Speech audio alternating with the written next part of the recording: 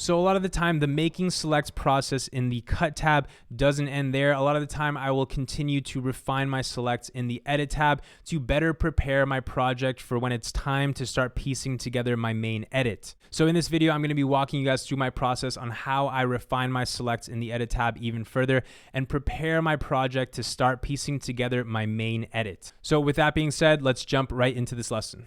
So at this stage, I've already made my selects for every single timeline of the project. Each timeline was a specific day of the project. So, we have a considerable amount of footage in each timeline. And even though I've made my selects, I've cut out all the garbage, there is still a lot of footage. If I was to put all of the footage from this entire project into one timeline, it would probably still exceed an hour in length. And with this specific project, the time frame that I'm working with is anywhere between 1 to 2 minutes. So obviously that's a lot of clips. I'm not going to be using most of those clips. So over my career of editing, I've developed a method that allows me to refine my selects even more and only keep the best of the best.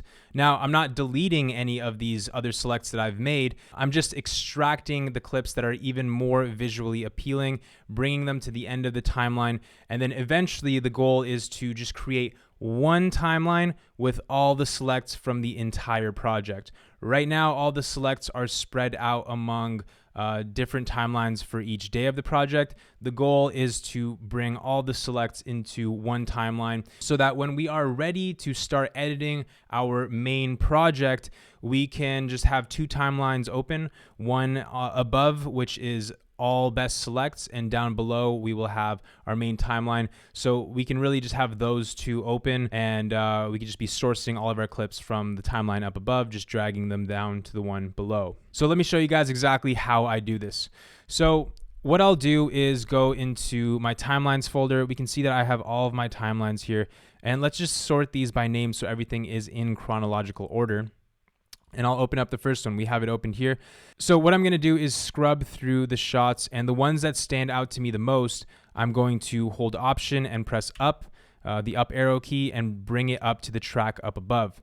I'm going to do this for all the clips that are the most visually appealing to me and separate them in this way.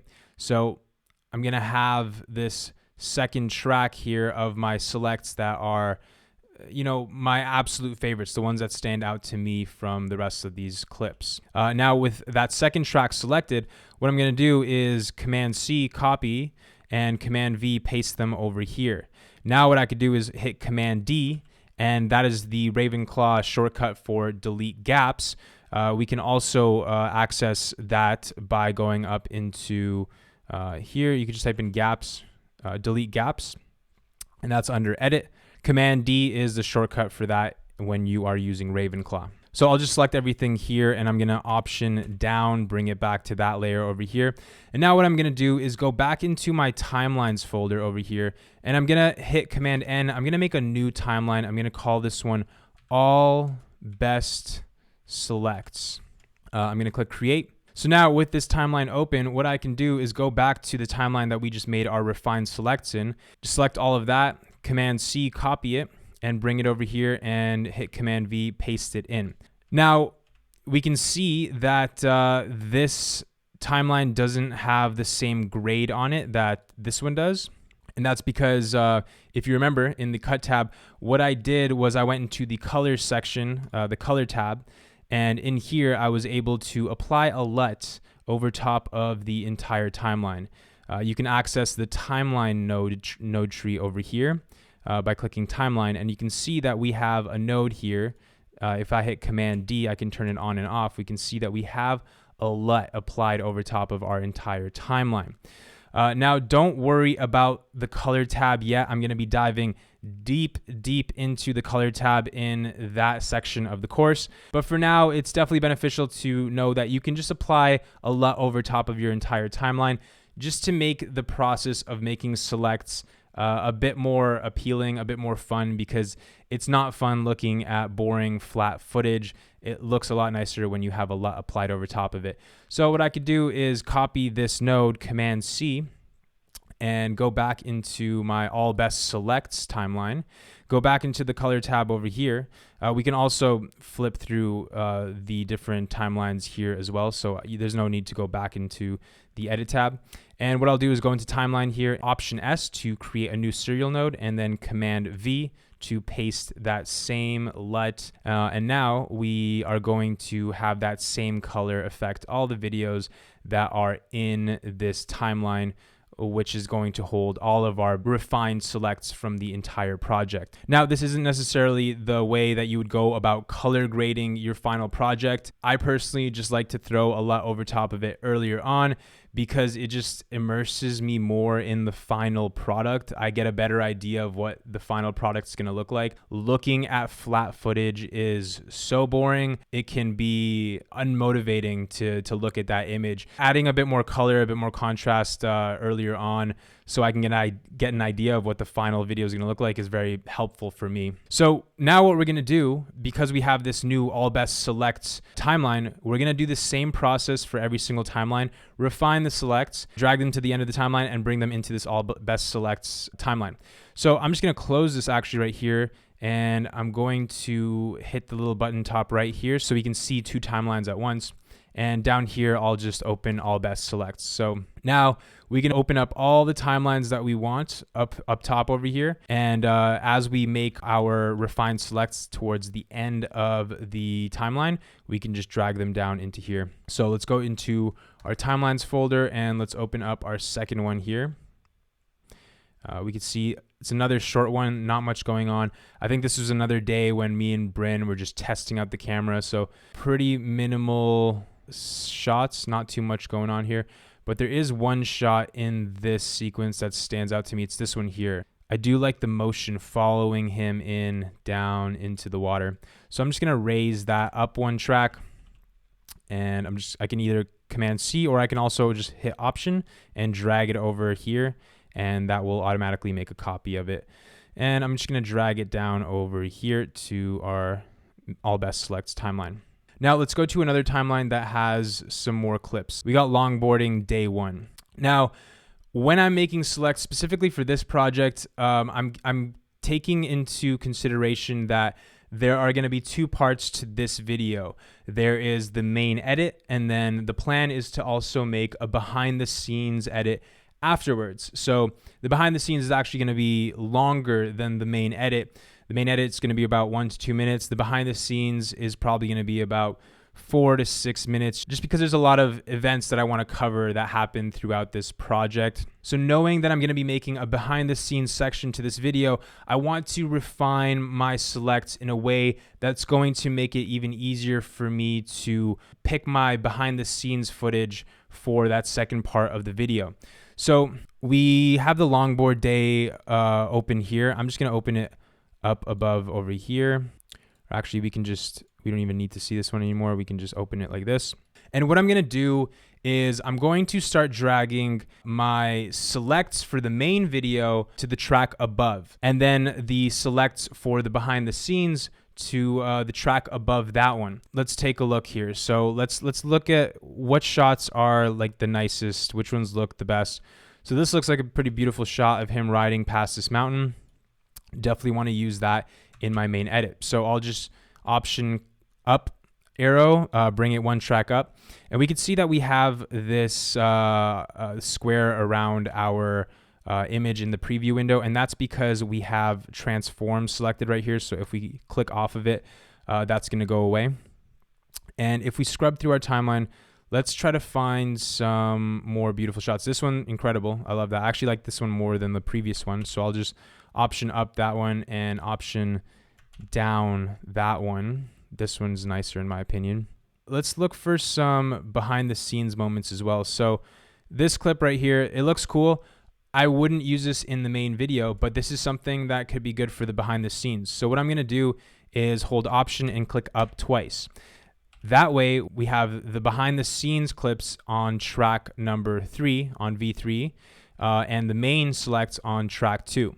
I'm just going to go ahead and do this for the entire timeline. So same with this process. I don't really have to use my mouse. I can just use the keyboard shortcuts up, down to jump between clips. option up, option down to move clips to different tracks. And then I can also use 1, 2, and 3 to play back the clips at different speeds. So that's really all my hands are doing right now, just using those keys to refine my selects. So over here we have this great clip of Bryn holding the phone on a little gimbal, and we can see that we have a little Mavic ND attached to the phone as well. This was when we were starting the project and we didn't even have actual NDs for the phone. We were just using drone NDs in the case of the phone. But anyways, it's a great behind the scenes clip, so I'm making sure to add that to track 3 so that I can very easily tell that that is for the behind the scenes. Same with all of these clips.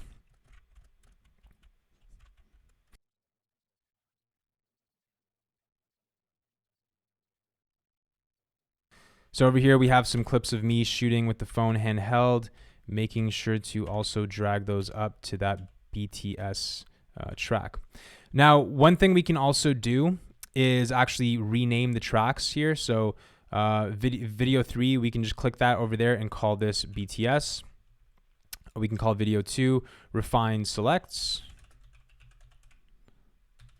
And the bottom one is just selects. So the bottom layer isn't all the footage from that day because we already cut out all the garbage, but it's already just our selects, and we're leaving it there because you never know when you might want to go back into a timeline. You might need some more footage to use for the section that you're editing. So it's good to have that there. Don't really delete key moments because you could be shooting yourself in the foot in case you need something in the future. Everything is still in this timeline, but we are really just refining the selects, and that makes a lot of sense in this situation because we have, an hour of selects, but we're making a 1 to 2 minute video. Awesome. So I've gone through this timeline and I've made my BTS selects and my main selects. So now what I'm going to do is I'm going to first just select all of my refined selects over here. I can just Command C, copy them and paste them to the end of my timeline here. And just like we did before, I'm going to hit Command D to delete those gaps. I'm going to hit Option down to bring them back down to the first track. And over here, we have our refined selects. Now, we also have our BTS clips up here. Let's do the same thing. So Command C, select all of those. And let's move over further down in the timeline. Command V. We got all of them on the same track up there. We can hit Command D, delete the gaps, and Option down twice to bring it down to the bottom layer. Now, I want to set myself up so that whenever I look at this timeline, I know what's what. Like, I want to know that these are my refined selects and these are my behind the scenes clips, my clips that I could potentially use for the behind the scenes section of this video. So what I'm going to do is just create a new marker over here. So I'm going to hit M twice, and that will allow me to edit the marker properties. I'm going to call this refined selects, and I'm going to make it green. I'm going to hit done, and I'm going to option click on that. To extend it, you can see that we've extended the marker now, and I'm going to drag it over top of my selects over here. That way I can very quickly see, okay, green is my refined selects, and then I'm going to make my BTS clips orange. So I'm going to hit M twice, make that an orange marker, and just call this BTS. Click done, and I'm going to option or alt click on that, and now I can drag it out. And if I ever hover over it, I could see it says BTS. If I hover over this one, it shows me refined selects. And just like we did before, I'm going to grab those refined selects and I'm going to drag them down into my all best selects timeline. Just like that, we are narrowing down our selects to make the process even easier for us. Now, what I can do is create a new timeline as well for all of the BTS stuff, because why not? If we're doing this for all of our main selects and we're also going to have to put together a video for the behind the scenes section of this, we might as well take all of the behind the scenes clips that I like and put them into one timeline as well. So let's go up into our media pool. Let's go into the timelines folder over here. Let's hit Command N to make a new timeline, and let's call this BTS selects. We're going to click enter, and we have created the BTS selects. We have it down here, and we're going to do the same thing for these clips over here. We're going to select all of them and drag them on down into BTS selects. So I'm going to open up the actual project file from this project to show you guys what my all best selects timeline looks like. So this is what the original timeline looks like. It might look a little bit crazy. There's a lot going on. This is the main edit, but I'm just going to open up the all best selects timeline here. You can see these are all the groups. So this would be like day 1, maybe that's day 2, day 3, day 4, day 5. These are all the selects from the project. Now, what I did in my all best selects folder was I refined it even more. So that's what that second track is. These are the clips that just like really stood out to me, because even in this timeline, the duration of all of my selects is still pretty long. So if I was to even drag all these back down to the first track, let's just select everything here and hit Command D to delete the gaps. And we can ripple delete that first part. We can see that all the selects, the refined selects, they still go to 16 minutes in length, which is way too long for this project. I'm looking to create a video that's 1 to 2 minutes long. So I'm just gonna undo that, Command Z. So what I did was refine my selects even more to the second track, and I copied and pasted those to this area here to the end of my timeline. So these are the refined selects from the all best selects once again right here. And then what I did was I refined them even more to this time length right here. So from all the selects from the entire project, hours and hours of footage, I was able to narrow it down to this group of clips right here. These are the most visually stimulating clips, and I tried to cut them down so that they would only be about 3 to 4 seconds in length. I wanted things to feel a bit snappier, and I can always extend them if I want to, but I kind of just did this to make a little sizzle reel of the entire project to see all of the best moments in one little place. And really, when it came down to piecing together the main video, all I did was create a new timeline, Command N, call it main edit, and I would look at the main edit tab down here. And up here, I have my all best selects timeline. And really, I would focus a lot on just this last narrowed down group of selects. So at this stage, what I did was I put down the song in the main edit timeline. Underneath that, I created a new track for any kind of narration. So you could just make a new track, call it narration. And in here, I would add audio recordings of the narration of the project. So at the beginning, I didn't really know exactly what I wanted to say. So to help myself visualize where I wanted the narration to fall in my timeline, where I wanted it to take place, I would go up into the effects library over here and just go into titles and just grab some text. And I would put that text over in different places in my timeline and just write out what it is that I want to say at this specific point in my timeline. So I would line up the text to the music and write out what I want to say at that stage. So in this case, the video starts with, I have a love-hate relationship with the tools of my crafts. So what I would do is time the text to the specific points of the song that I want to narrate in, and just kind of make sure that the text flows, make sure that I actually have enough time to say the text, and just structure out the project in that way.